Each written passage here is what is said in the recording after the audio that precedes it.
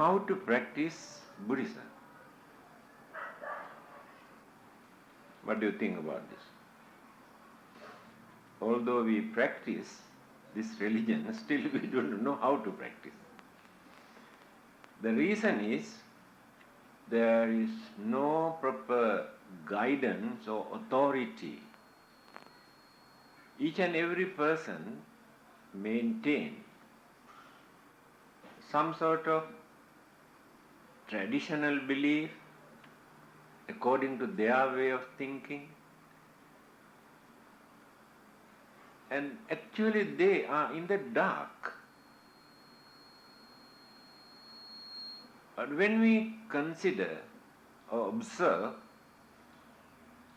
how others practice their religion, now let us take Christianity, Islam, these two religions. They have proper authorities, and their followers obey and listen to the head of the authorities. But as far as Buddhism is concerned, I'm very sorry to say, there is nobody to guide. Not only that, the way how we have organized our activities and religious performances, each and every person is going to show some sort of authority. Now, if I am the head monk here in this temple, and I keep something here, see this table, I ask somebody to keep. Then members and devotees also come and say, no, you cannot keep this one, you must keep it there. That means I have no right to keep this table here. I must listen to another authority. And this is the nature of Buddhism. That is why everything is in chaotic condition. No proper guidance, no leader, no head. All are working, I think, without heads. That is very unfortunate. Now let us take Islam. They have religious department, and all those missionaries, preachers, religious workers must take instruction from their authorities. They cannot go against that. Let us take Christianity. They have their religious head. Once a year they meet and discuss, amend certain things, and give instruction. The whole world, not only one particular country, accept, this is our system. Now we have changed this attitude. But nobody in Buddhism, all are authorities. Now I must listen to a stupid man who has never studied anything in Buddhism when I am going to organize Buddhist activities. This is the nature of Buddhism. In other countries also the same situation. Because from the very beginning, the Buddha has never appointed an authority to control. He said it is not nice. But people have taken the advantage of this. The Buddha's advice is, don't depend on person as your authority. Regard my Dhamma, my teaching, as your teacher. The Dhamma will guide you. The Dhamma will teach you how to do, what to do, how to organize. Yes, it is true. But how many people study the Dhamma? They have their traditional belief, imaginations, superstitious ideas, never study the Dhamma, what the Buddha taught.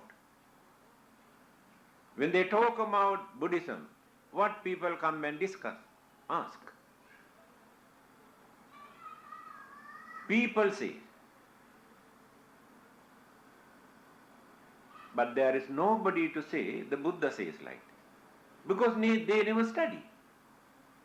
But when others talk about their religion, let us take Christians and Muslims, they say Bible says like this, Quran says like this. They have authority. How many Buddhists are there to tell us, discuss with us? Dhammapada says like this. People say.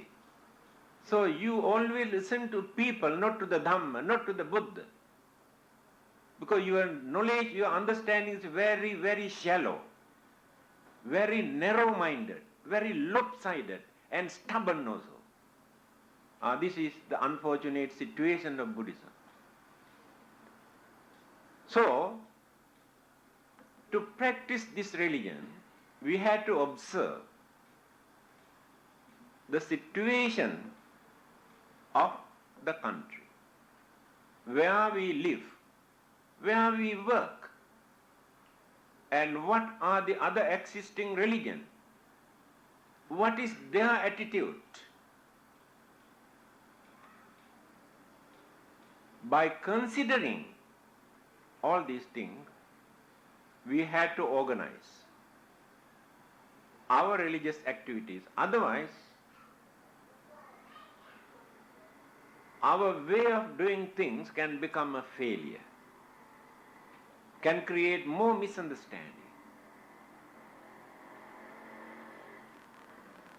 When we are going to practice,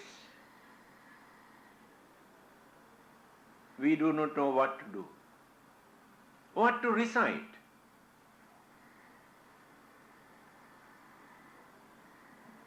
We have different customs.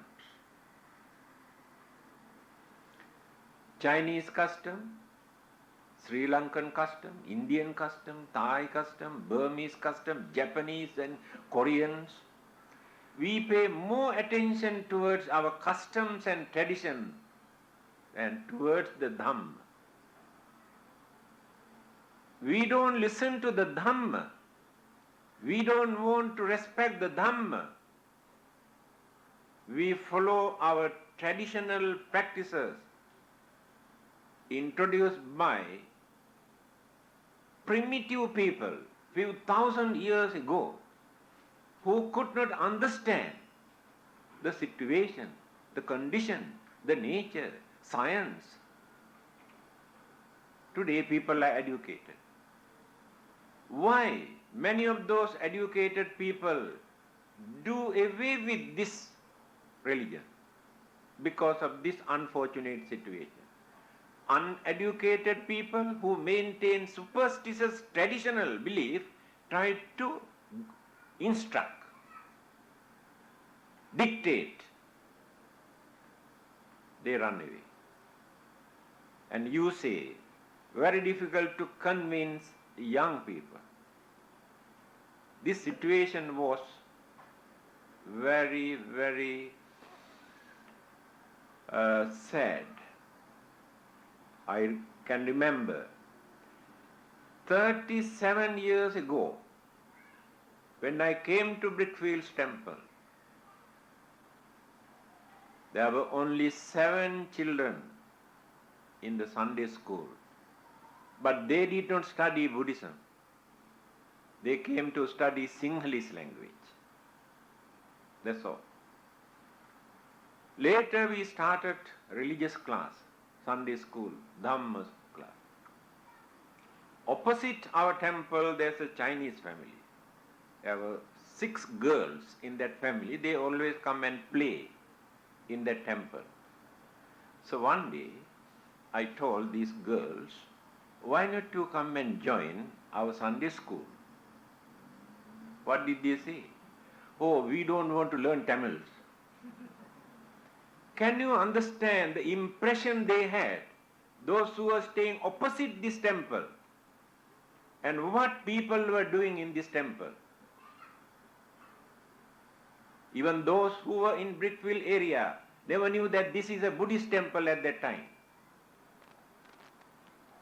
And later I told them, we are not teaching any language, not even Sinhalese, to others. we are teaching Buddhism, the teachings of the Buddha. Later, they came and joined. That is the way how they run the temple. Now let us come to this. How to practice Buddhism. There are 4 methods we have to consider. Traditional aspect, cultural aspect, intellectual aspect, and spiritual aspects. There are 4 methods. So we have to approach one of these aspects or method according to our background, our understanding, our knowledge. If we try to jump at once to the top, we will collapse. Then we lose confidence because we have not followed the method. Traditional practices, religious tradition. What is the Buddhist attitude? When you refer to Kalama Sutra, the Buddha's advice, what did he say? A group of young people who came and discussed this problem. The Buddha has given 10 advices for them to follow, to practice a religion, or how to choose a religion.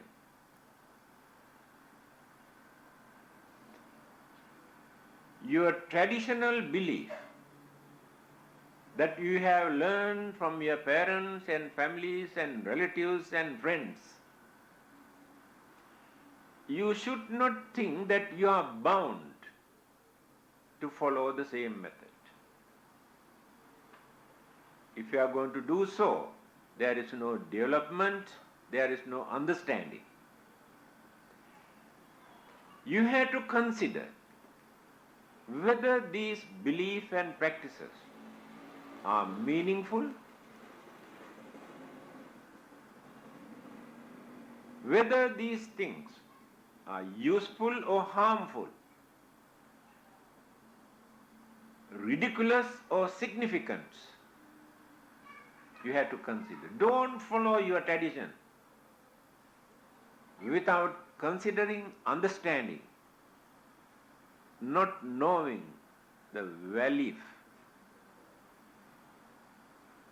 So it does not mean the Buddha has advised us to give away or give up all our traditional belief. No. He advised us to consider and think and observe. So when you study, we can understand there are certain traditions which are very meaningful.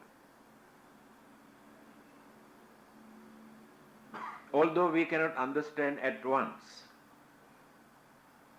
Certain traditional practices are ridiculous and meaningless based on their imagination, because at that time their knowledge about our life, death, and what will happen to us hereafter, after our death, they were in the dark. Because of this narrow-mindedness in them, they have created and introduced so many superstitious practices and beliefs to avoid fear, suspicion they had. So many of our religious rites and rituals and ceremonies are based on this fear, to get rid of that fear, especially Chinese funeral practices. Those days they have introduced these things because of fear, to avoid this. But today, many people can understand. As long as they remain Buddhist or Theoist, they say we cannot give up. These things are very important. If they become Muslims or Christians tomorrow, at once they can throw away and burn everything. Why? Those who have been praying, worshipping with confidence and devotion, after changing their religion, either becoming Christians or Muslim, they collected all those images, idols and everything and dump and burn. How can they do this?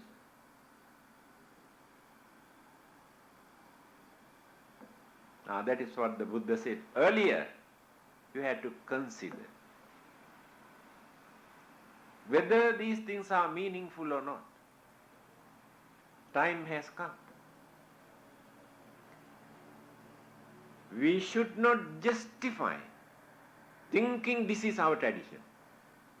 Whether we are Sinhalese or Chinese or Indians, makes no difference. If practices are meaningless, must try to keep away. Otherwise, our belief and practices become mockery in the eyes of educated people, other religions.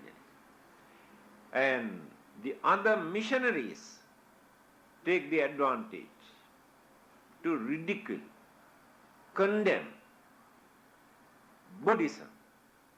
Although the Buddha has not introduced these belief and practices, poor Buddhism get the blame.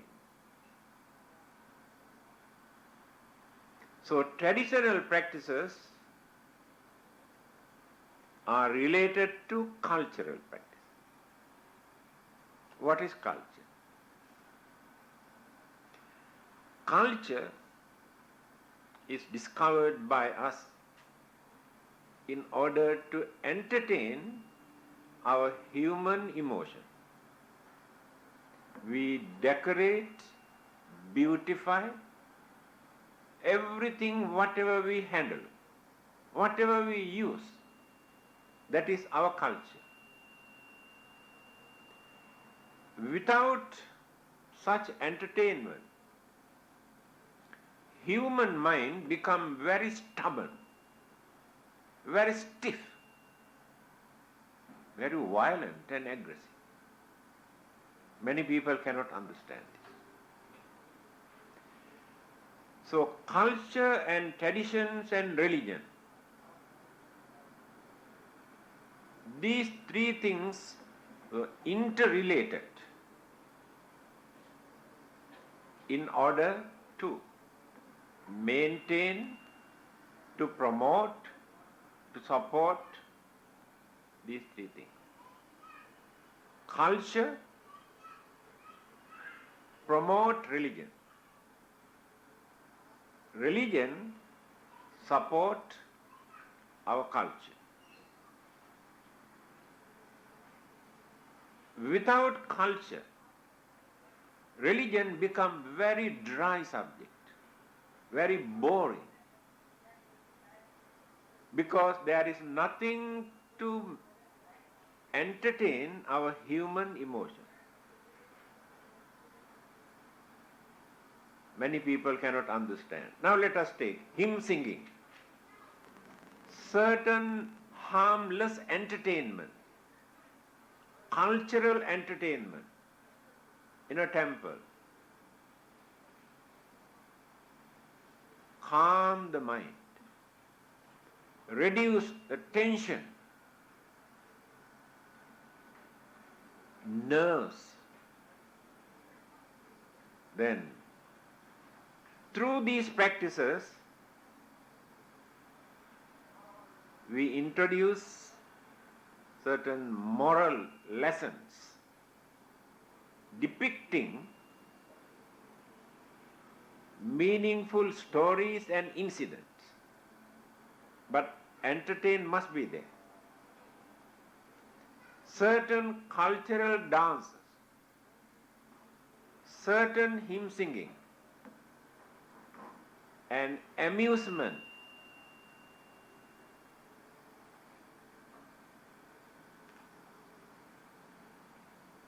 performances, if these things are not there, that religion become a very dry philosophy, cannot maintain. This is the only way how religion penetrates into our culture, our way of life.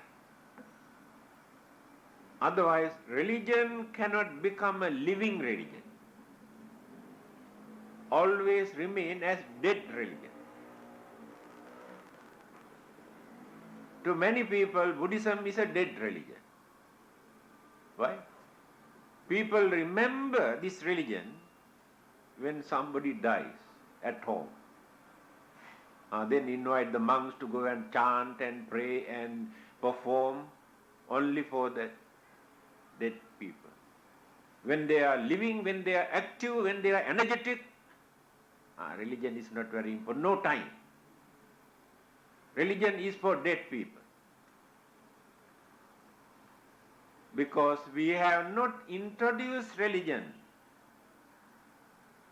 in such a way for them to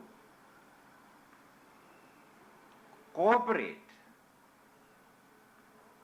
work and live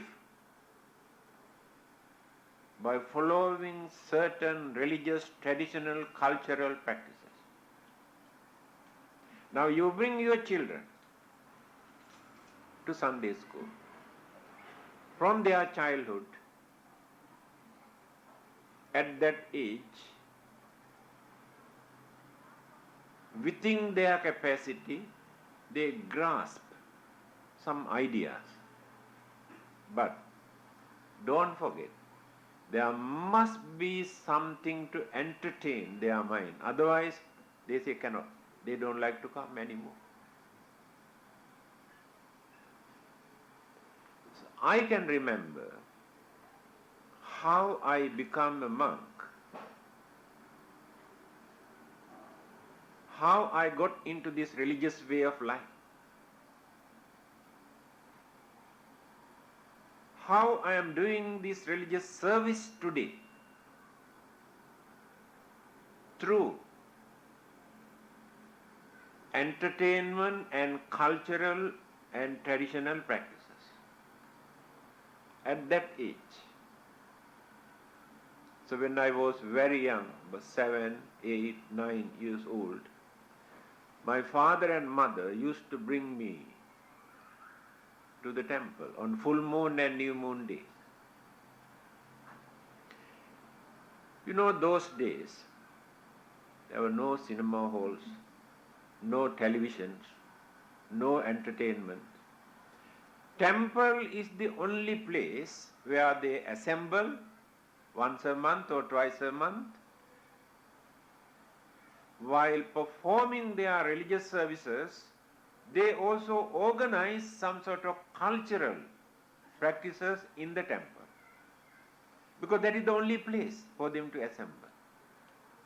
And there they organize some sort of drama depicting either previous birth stories of the Buddha or Jataka stories or any other incident. Then nice dancing, singing and joke and very much appealing to our young people's mind. So we are waiting to go to the temple, asking when is the full moon day. We are not interested in worshipping or offerings or praying or reciting or listening to the Dhamma. We cannot understand, we cannot appreciate at that time. We were interested only in those practices. Later, when our understanding, maturity, realization started to develop slowly through these practices, these are the channels for us to reach. Then the chief reverend in the temple, one day, at that time I was about 10 years old, asked whether I would like to become a monk. Then I said, I do not know. Then the father and mother discussed. The father said, cannot. The mother said, no harm. And this argument was going on for nearly 1 year. So in the end, father also had to surrender. Then asked my opinion. I said, yes, I like. But I reach this way of life through entertainment, cultural practices in the temple. Remember this. Not to become a dry or dull subject.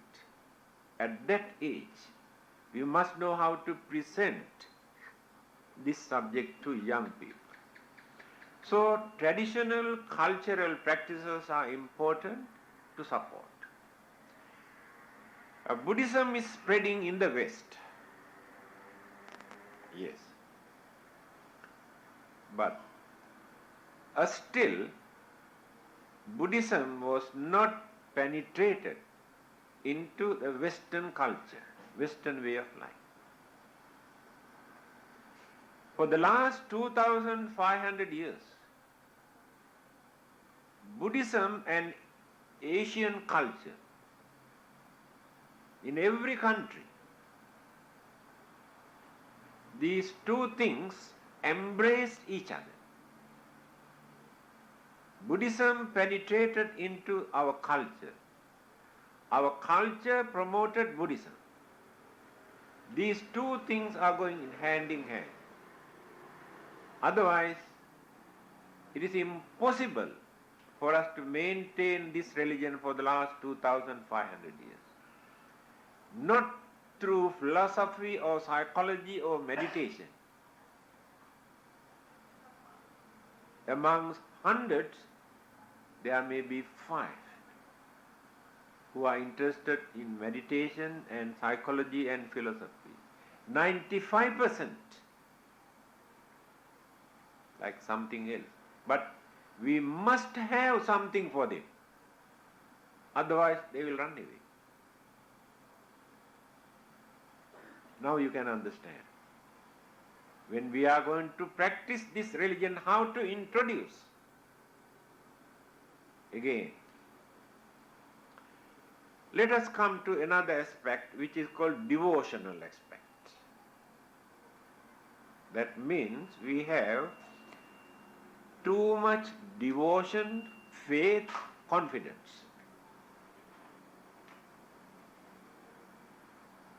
But understanding is very poor.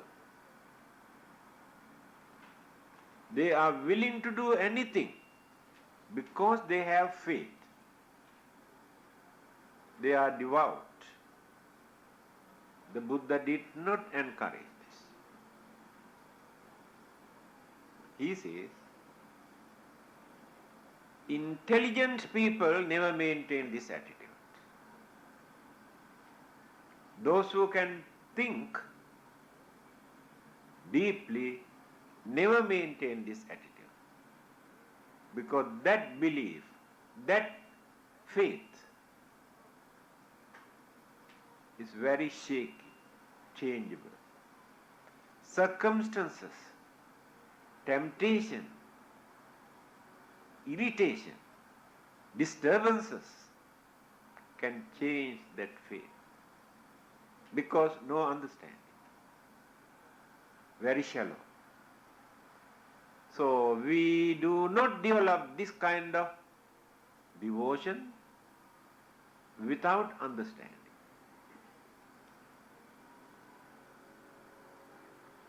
After our understanding or realization, naturally we gain confidence.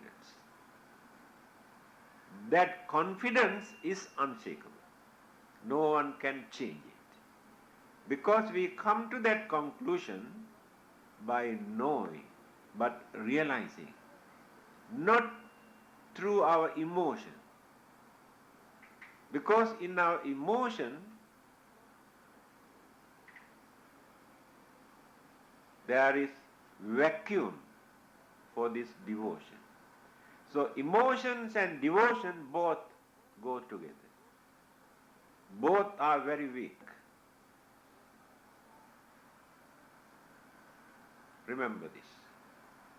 When you come to religion, to Buddhism, these two things are very weak. But without devotion, there is no religion.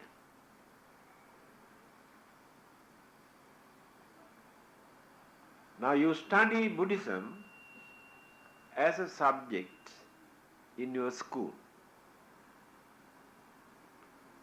You also study geography, biology, chemistry, anthropology, history, science, mathematics. So Buddhism also you study as one of those subjects. But there is no devotion. That is no religion. Now here in this country, they try to introduce moral education. This moral education they study as a subject. But very difficult for us to understand whether they cultivate, whether they developed their mind through this moral education, or they just study as a subject. It's a very big question mark, whether it is meaningful or not. Because there is no religion. Without religion, there is no confidence. Just mere academic subject. So in religion, we must have devotion. Now if you come here without any devotion, without any confidence, just to fulfill, oh, this is our temple, therefore our duty to go there and look after this temple, but you have no confidence and you don't believe, there is no religion in your mind. This is our temple, therefore we must go. That should not be the attitude. If you come to the temple to attend any of these religious activities, you must have some sort of confidence in you. Otherwise there is no religious life. Now see, very delicate issue. Then intellectual. I could not complete. Just now I told you, Buddhism is spreading in the West. But there is no guarantee that Buddhism can last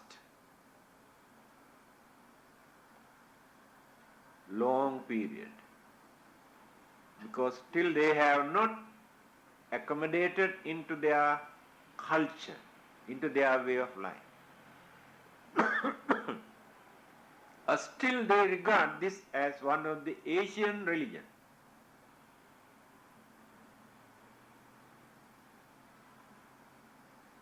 When Buddhism was introduced to China, nearly 2000 years ago, they had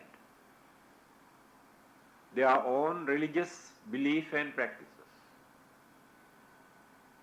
But they realized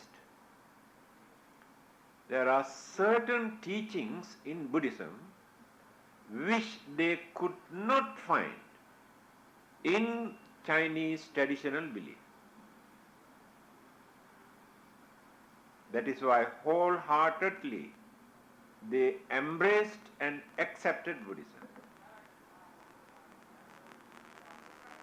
Many things. Chinese scholars or historians say they have accommodated, embraced Buddhism into Chinese culture. That today, Chinese culture and Buddhism is inseparable, part and parcel of their life. Of course, political upheavals, changes have violated. Even then, it is in their blood.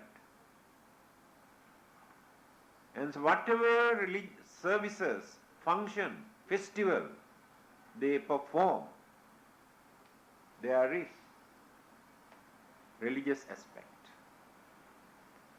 They cannot perform religion,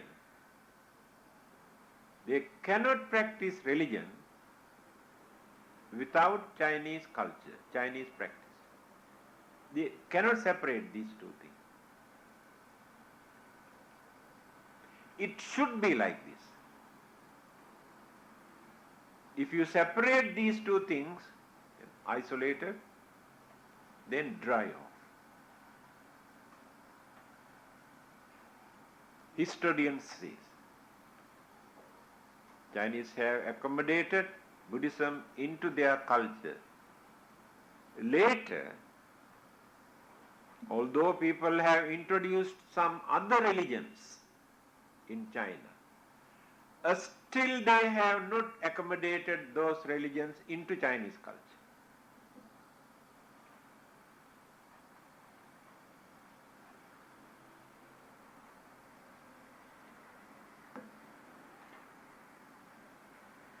Now let us take Sri Lanka, close to India. Indian traditions, Indian way of life, Indian languages, Indian culture, Indian traditions are very close to their way of life. There is no difficulty for Sri Lankan Sinhalese at that time to accept Buddhism at once. They had no problems. Not a different culture or different way of life. So when you study, analyze their language, their culture, their tradition, their religion, their way of life, all are interrelated with Indian culture. So that is why people believe that original form of Buddhism was established in that country nearly 2,300 years ago without changing because of the familiarity. So in other countries like Thailand, Burma, Korea, Japan, Mongolia, Tibet, what happened? They accepted Buddhism, the teachings of the Buddha, and incorporated their own traditional cultural practices into Buddhism. Now today we introduce same religion as Chinese Buddhism, Sinhalese Buddhism, Thai Buddhism, Burmese Buddhism, Japanese Buddhism, Korean Buddhism, Tibetan Buddhism by giving different names. But Buddhism is Buddhism. And why do we want to give these different names? Because of their traditional cultural practices. Now if we are going to say they should not do that, we are very narrow-minded. Without doing that, they cannot practice that religion in that country. They cannot promote that religion in that country. Again come back to the Buddha, what he says. Yes, if those traditional cultural practices are meaningful, harmless, you can respect, you can carry on. If they are meaningless, give up. When we come to intellectual aspects,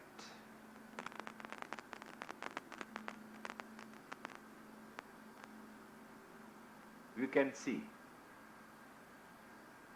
most of those practices are useless, meaningless,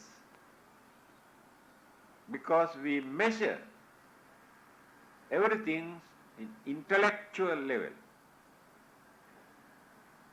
Even offering of flowers and lights and candles and joysticks and worshipping and all these things are useless to them. Yes. This is the nature of intellect. They analyze. We cannot argue with them. In the West, they are trying to introduce this Buddhism. They are not interested in any of those practices and offerings. They want philosophy, psychology, and mental development, and food for thought. That's all. But here, for the last 2,500 years, we maintain this religion by depending on worshipping, praying, chanting, offering, burning more oil lamps. Without these things, there is no religion for us.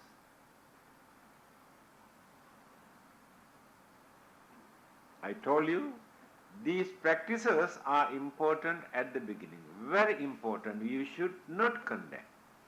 You should not say these things are useless. When a person is going on cultivating, developing, training, purifying his mind, then attain the higher stage. Sotapanna, Sakadagami, Anagami, Arahanta, higher stage, perfection, holy stage. To them, these practices are useless. Nonsense. It is true.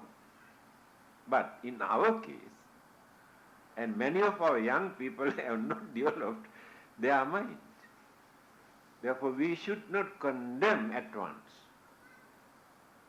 Although we cannot agree, we cannot appreciate, we must keep quiet without disturbing. To many others, these practices are important. But there will be a day that they also realize, when they develop their understanding. So the intellectual aspect is important to know the nature of our life, the existence. Buddhism is a religion to tell us how to think and what to think. Remember these two words. Buddhism teaches us how to think. But many religions teaches you how to think, but never given what to think. Some other religions teach you what to think, but they never teach you how to think. This is the beauty in the Buddha's teaching. How to think. First you must understand the nature of your mind. Not knowing the nature of your mind, you do not know. You create your own imagination. Because some are hot-tempered, some are stupid, some are intelligent, some are devout, some are deluded-minded, some are devout. So we have different mental attitude. By knowing this mental attitude, then we can understand how to think and what to think. Analyzed by the Buddha. Without depending on any external sources. Introspect. Investigate what is in your mind. This is intellectual. So one day we had to get into this line. We go on developing and developing and developing and climbing and climbing and climbing through traditional, cultural, devotionals, all these practices, but not completed. Initial stage. In fact, if we remain only in that area, simply by worshipping and offerings and chanting, we are still in religious kindergarten. We have to go to secondary school and universities also. Then develop. Come to intellectual. Come to intellectual. Try to understand the meaning of life. What is this life? What is the purpose of this life? Why are we here? What are we doing? Can we satisfy with this life? If we cannot satisfy, why? What is the cause? Who is responsible for that? Intellectual. Then, is there any remedy, any solution for us to overcome these problems and this difficulty, this unsatisfactoriness? Think. Simply by developing your faith towards the Buddha or towards the God, you never get the answer. You never realize. So the Buddha did not want you to remain simply by developing your faith towards the Buddha or towards a God. But he wanted to open your mind to think. And he has introduced the method how to think, how to understand. And don't think you are stupid.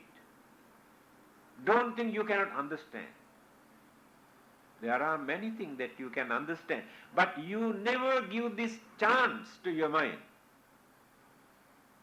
You always depend on something, some concept, some belief. So many religions give their ready-made religious concept. Your duty is to believe, that's all. Because these things came down from heaven. There is nothing for you to think. Ready-made religious concept. Believe. Don't ask why. See how they control. The Buddha's advice is this. These religious principles have not come down from heaven, not given by another person.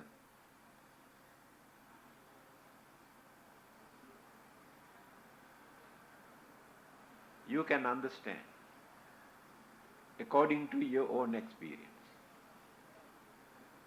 without depending on another person. He says, if evil or wicked or harmful things are bad, it is not necessary for you to think, or this is an order, a law, or commandment given by a God, came down from heaven. Not necessary to think in that way. According to your own experience, you can understand why it is bad. He says, Attanam upamam kattva nahaneya naghate. In Dhammapada, this beautiful saying. If you cannot understand, killing or destroying or disturbing others is wrong or bad, or not necessary to think, oh, this is a law given by the God, therefore we should not kill. But you can understand this very easily. When another person come and try to kill you, how you feel at that time? How do you feel? That feeling did not come down from heaven or hell. You can experience. All his teachings are like this, through your own experience. Again he says, I am telling you all these things, not as a theory, not as a philosophy, not as a law, but according to my own experience. So there is no theories in his teaching. There is nothing to believe in. Actually speaking, there is nothing to believe. Belief is important if we cannot understand. If I say, I believe that this is a mic, I believe. That means I am not sure. If I know this is a mic, not necessary to say I believe. So, always we use the word I believe means I am not sure.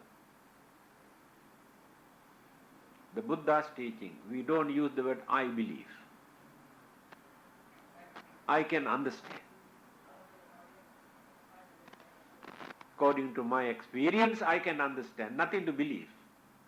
That is what the Buddha says. I am telling you according to my experience. I know how I had to suffer life after life for all the bad deeds that I have done during my previous birth. Therefore I know these things are bad. That is why I am telling you, be wise not to do such things. I know how I enjoyed my life after life, as a result of all the good deeds that I have done. So I am telling you the same thing. If you really want to enjoy your life, do some good deeds. No theories, no beliefs, no commandments, no laws there. Natural. Now see the nature of the Buddha's teaching. Now we have come to this intellectual level to understand. Understanding is important here.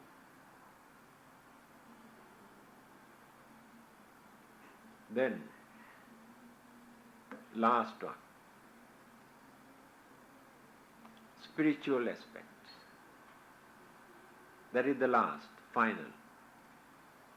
What is this? To keep away from bad deeds is not very difficult. There are many who can do that. To do good also not very difficult. There are many people who do lot of good work.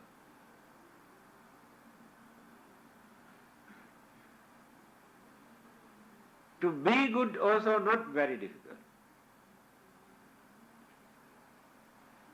But this is very difficult. What is that? A spiritual development.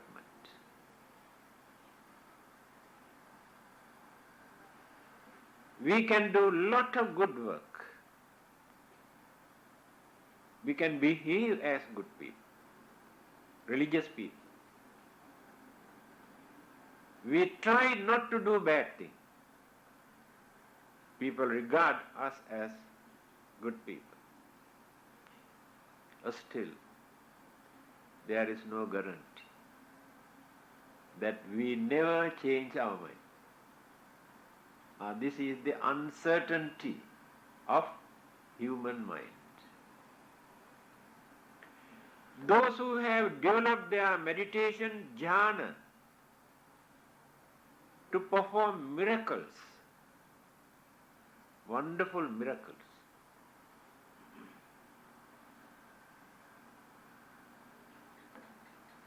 drop completely. and become sinners. Can you imagine? At the beginning, we regarded them as very holy. People who develop their meditation, who attain jhana stages, who perform miracles. But they have not completely eradicated, uprooted the main roots of evil thoughts from the mind. So when we cut lalang or grass,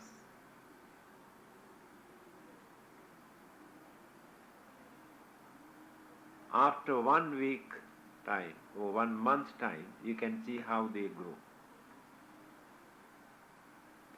So when we meditate, when we do some religious service, we cut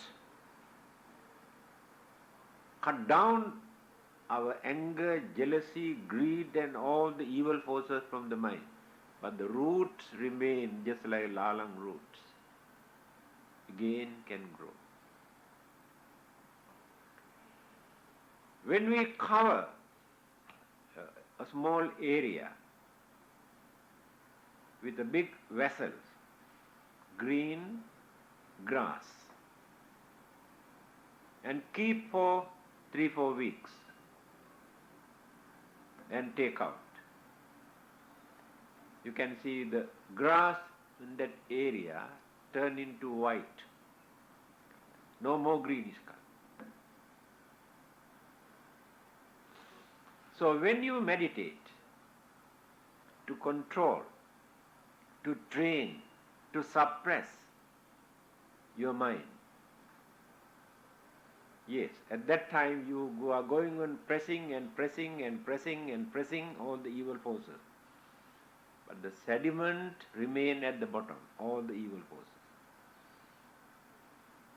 When you stop your meditation, again, when the mind is stirred, all the sediments again slowly come. And that area, the grass, turn into whitish color. After 1 week, you can see again turn into greenish color. Never remain as white grass. This is the nature of our mind. This is the uncertainty. Unless we uproot completely evil force, very holy, respectable, religious people suddenly become murderers, gangsters, robbers. Why? The hidden evil forces again started to grow because not uprooted completely. So the spiritual development means by knowing the nature of our mind. I am like this. We are self-hypocrites, all of us. We pretend.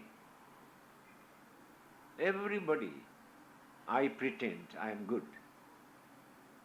But I have a lot of human weaknesses in me. And you also pretend. You are good, you are religious, but you have a lot of weaknesses, sometimes worse than my weaknesses. So this is called self-hypocrisy. We always close, hide our weaknesses and show only nice thing, good thing.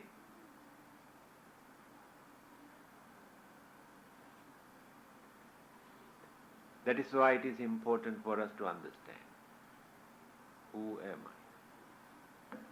Whether I am hot-tempered, whether I am greedy, whether I am jealous, whether I am stupid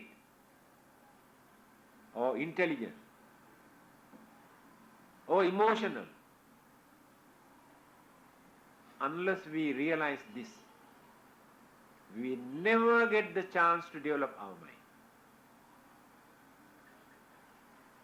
And the method is given by the Buddha. I told you, he taught us how to think and what to think. I am talking about meditation.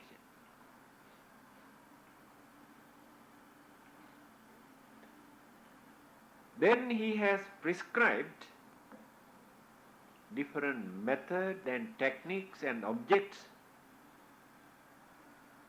for different people according to their mentality.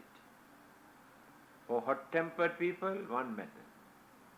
A stupid people, another method. Intelligent people, another method. Emotional people, another method. Devotional people, another method. According to their mentality. Then it will become practical method, easily can train and tame and develop that mind. That is called spiritual development. After that, the anger or jealousy never arise in that mind. No ground. Selfishness never arise. Then our patience and understanding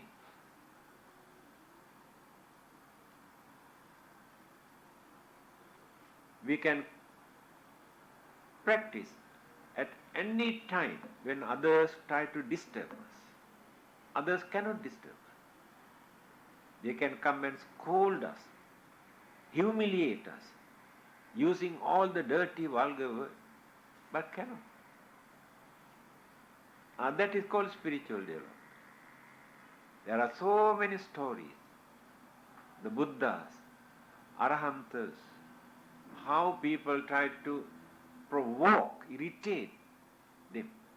Cannot. Because they have no ingredients in their mind to create anger or impatience. In our mind we have a lot of ingredients to produce anger anytime, jealousy at any time, impatience. So when you could manage to uproot one by one by following the method introduced by the Buddha, that is called spiritual development. That is the highest stage. But we cannot jump at once into that higher stage. Still we do not know the nature of our own mind, our understanding. We depend on our own imagination.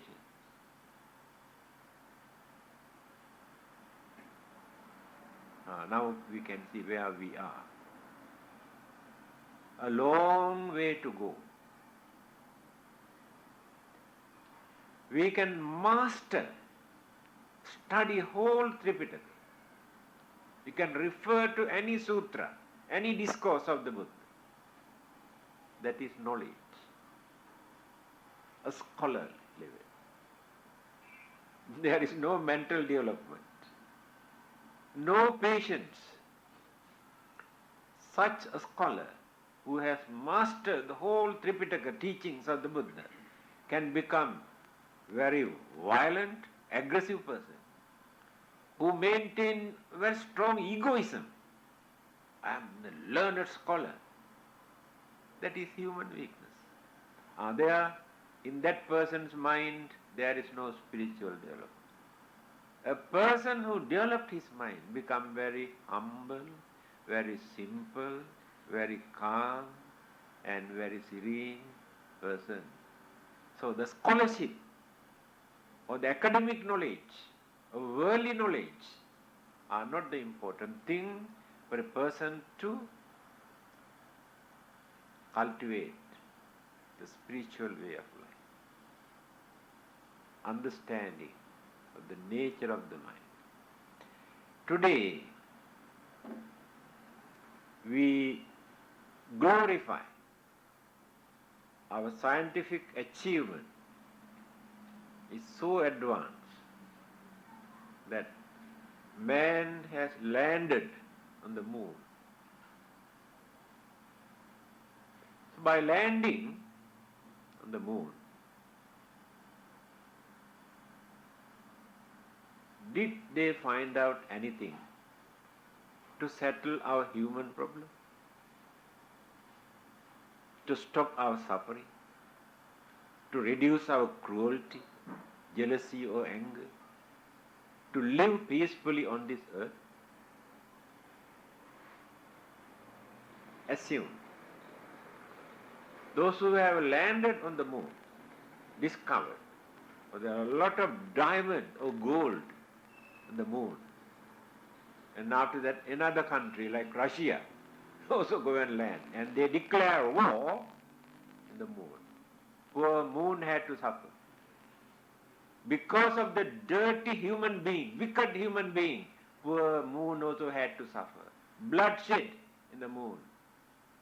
Because of the wickedness in human mind.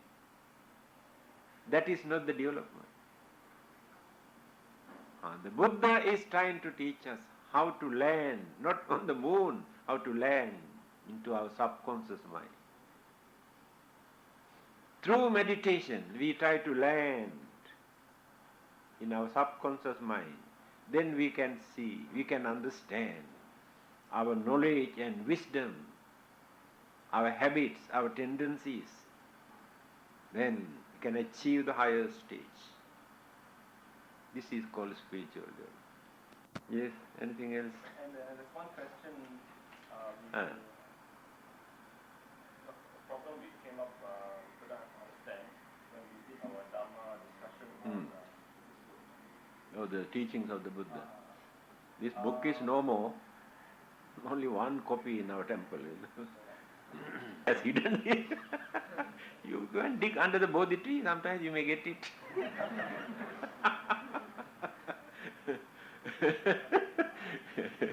These are the things we try to dig actually.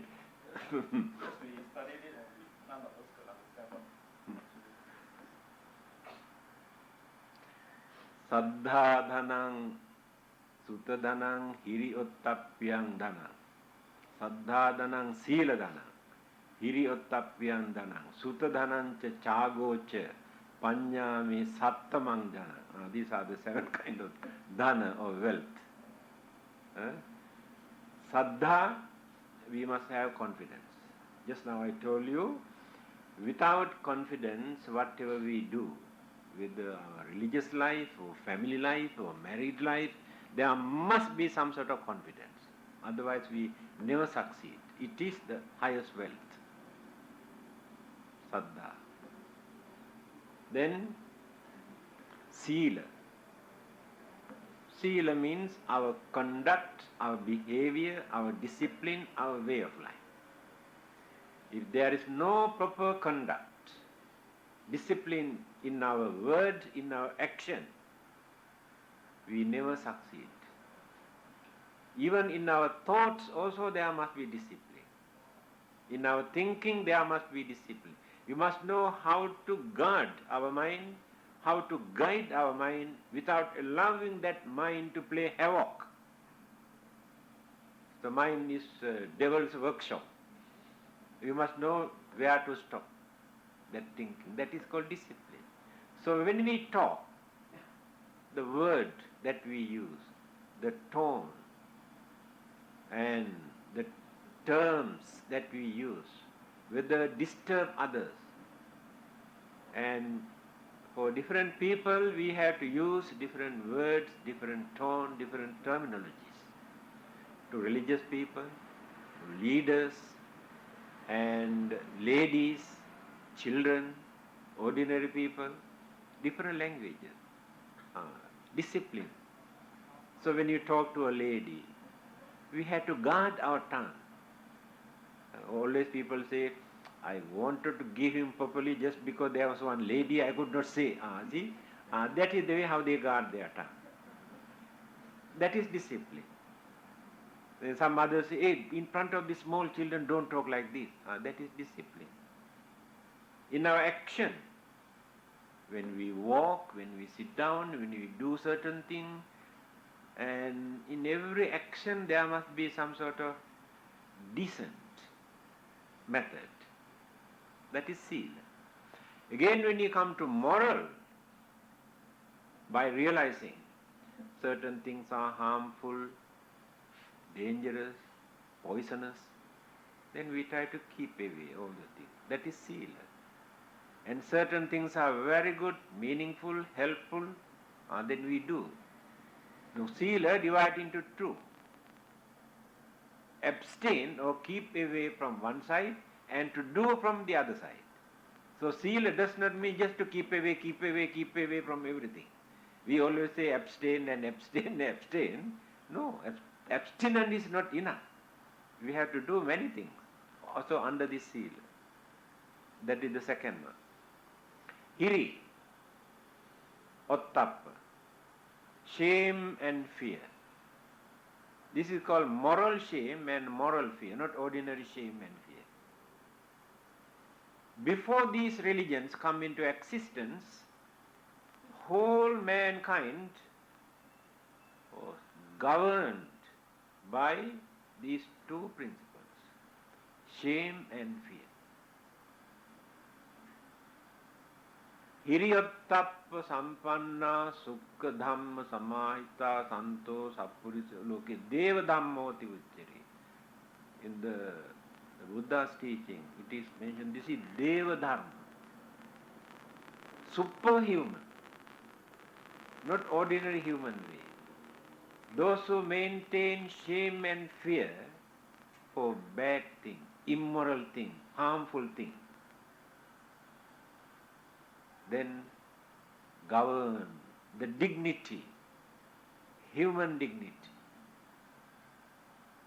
Today we have so many religions, so many commandments, so many religious punishments, so many religious laws, but people have no shame, no fear. This is the nature of human beings. See the way how they behave. No shame, no fear. Those who maintain shame and fear maintain highest wealth. Then, chaga, collecting, accumulating is the common belief for us to be rich. If you want to be rich, you must collect and accumulate. Here, what the Buddha says the other way around. If you want to be rich, you must practice charity. You must give away. Can you understand this? When you collect, everything that you have collected remain here. When you depart from this world, you cannot carry anything with you. You have a lot of jewelries, money in the bank, land, houses, so many things. You cannot carry anything with you. Artha grihe nivrittante, smasane mitra bandhava, sukritang duskritang chaiva, gacchanta manugati. It's a beautiful saying in Sanskrit. Everything, whatever you have collected, remain at home or somewhere else. You never cannot carry with you. Smasane mitra bandhava. Your friends and relatives follow you up to graveyard or crematorium. And there's nobody willing to go with you, to jump into crematorium or into grave. They come back. So you have to go alone. A long journey. But you did not go alone. During your stay here, you did not keep quiet. You use your mind, you use your words, you use your action. These three channels collected lot of property. Sukrita, duskrita. Good deeds, bad deeds. Every minute, every second. Either good one or bad one. Good thoughts or bad thoughts. Good words or bad words. Good actions or bad actions. Throughout our life. Going on collecting. These two things we carry. So we did not go alone. So the fate or the destiny after our death depend on these two things. Now, which one is heavier? Whether good things or bad things? Then we will be landed somewhere according to that heaviness. In the mother's womb, or in a dustbin, or in a drain, or a lavatory, will be landed there according to the weight of the karma that we have accumulated. So here, if you really want to collect, accumulate, to be rich, you must collect more stable, unchangeable wealth. Because everything what you collect during your lifetime, very uncertain. At any moment, thieves can enter into your house, take away all your collection. Fire, flood can destroy everything what you have collected. Very uncertain. Cunning people can swindle you, can take away all your things. You do not know, bluff you. Earthquake, volcanic eruption can destroy everything. See, uncertainty of your property that you have collected. But the property you have collected as merits by doing good deeds, nobody in this world can take away from you. Fire cannot burn, flood or thieves or the government, no one can take away. Devils also cannot take away. God also cannot take away. That is your property. That is why the Buddha regarded this as highest wealth.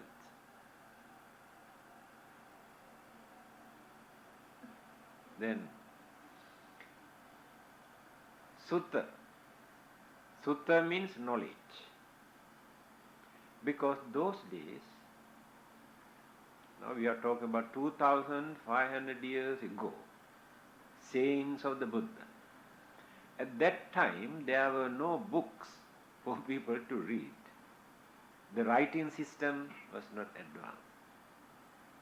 Everything they learn by listening like this. Therefore, sutta means listening. Whatever you accumulated by listening, that means learning.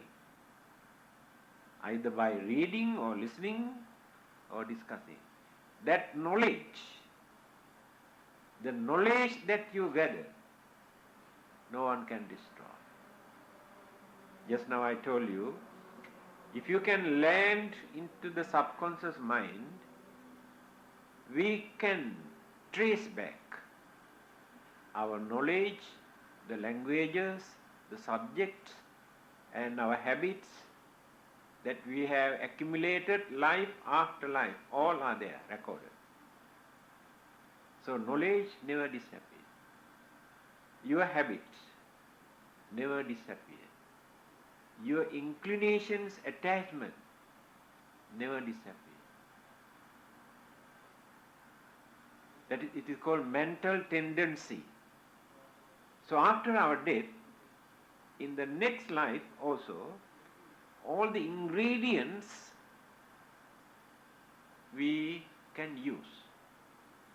Very easily we can learn in the next life if we have developed our knowledge within this lifetime. If we abuse our mind within this lifetime, remain as a stupid man, in the next life situation becomes worse. Difficult to learn anything. Because there is no mental tendency to support us. If you are religious minded within this lifetime, in the next life you can develop further and further your religious way of life. So when you study the previous birth stories of the Buddha, how he developed life after life, continue. The continuity is there. The habits. The bad things also like this. Now in certain families there are very criminal-minded young boys. Nobody in this world can change their mind. Government also cannot, religion also cannot, parents also cannot, that is their habit. They are used to it. Mental tendencies. Then, panya, realization, understanding, analytical knowledge, penetrative knowledge. When we develop, then we continue this life after life, become very intelligent, very wise, and easily can settle all our problems, human problems, and find out our final goal. These are the 7 kinds of wealth. The Buddha says, I am going to hand over to my son, Ravula. I think enough. Nearly half an hour to answer one question. Last night, 1.5 hours. So the transference of it. Akasattha Jabummattha Devanaga Mahiddhika Punyantang Anumodittva Jirang Rakkantu Lokasasanam Ittavata Jamhehi Sampatang Punya Sampadang Sabbe Devanumodantu Sabba Sampatti Diya Devo Vasatu Kalena Sassa Sampatti Etucha Pito Bhavatu Loko Cha Raja Bhavatu Dhammiko Idango Nyatinang Hotu Sukita Vantu Nyatayo Imina Punya Kammena Mame Bala Samagamo Satang Samagamo Tu Yava Nibbana Pattiya